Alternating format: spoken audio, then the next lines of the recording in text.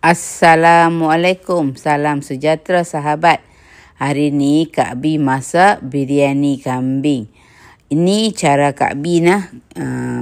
Masing-masing ada cara mereka yang tersendiri. Kak Bi harap sahabat semua tak skip ataupun pelajukan video. Sebab dia ada step-step yang tertentu nah. Okey, jom kita mula dengan ambil bahan-bahannya dulu, lepas tu baru kita masak nasinya. Ni bahan-bahan untuk masak biryani nah. Biryani daging kambing. Daging kambing tu 1,5 kilo. Okey. Ni Kak Bi ambil dalam 9 biji bawang, kita potong halu-halui nah. Tomato Kak Bi ambil 7 tomato. Cili hijau 3, cili merah 4 biji. Cili padi 2-3 biji nah. Kak Bi ambil lemon pun sebiji nah. Ni bahan menomeh nah. Kak Bi ambil apa tau? Kak Bi ambil kulit kayu manis, buah pelaga, biji cengkeh, bunga lawang, kadal pasi, daun salam dengan pelaga besar nah. Ni semua untuk tomeh nasi. Lepas tu halia bawang putih Kak Bi ambil 5 sudu nah.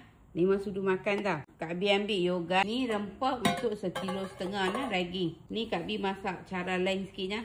3/4 sudu kecil. Masukkan 3 sudu kecil serbuk rempah Kak Bi nah. Kak Bi nak buat serbuk cili kashmir sikit nah.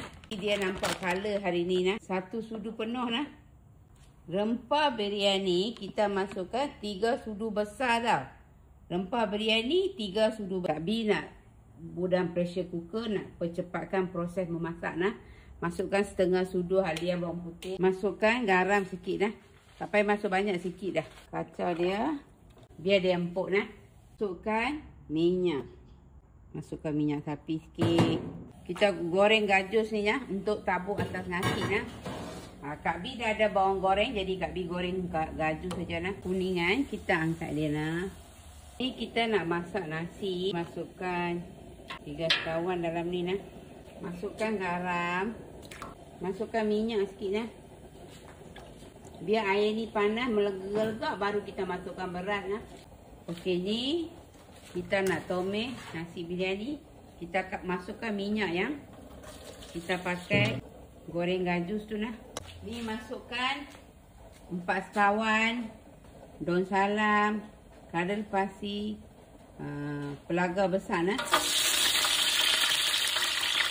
Masukkan bawang nah.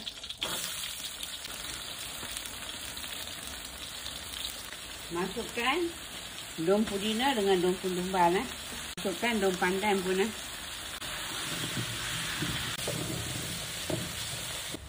Bawang dah perang kan, masukkan tomato, cili hijau semua nah. Masukkan halia bawang putih. Masukkan daging yang kita rebus tu nah.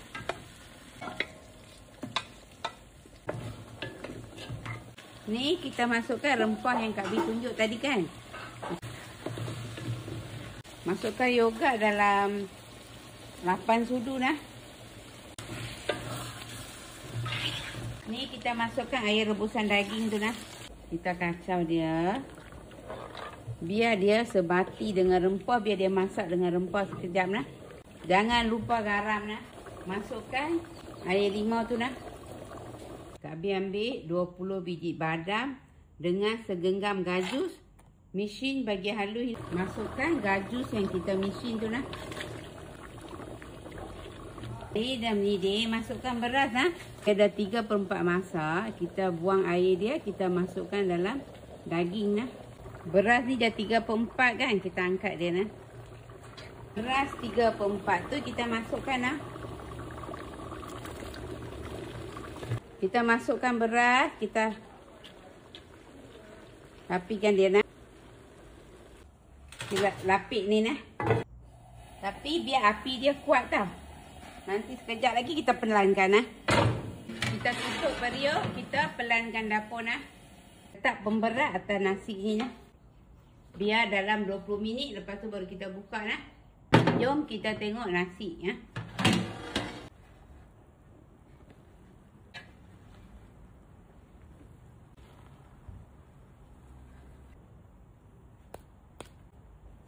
Lah ni dapur tu bagi lagi pelan lah.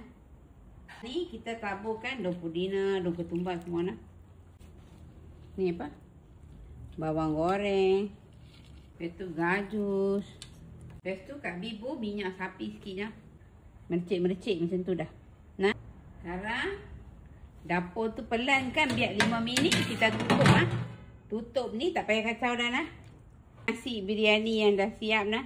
Kak Bi dah kacau dah. Kak Bi saja nak kacau dia. Dah siap.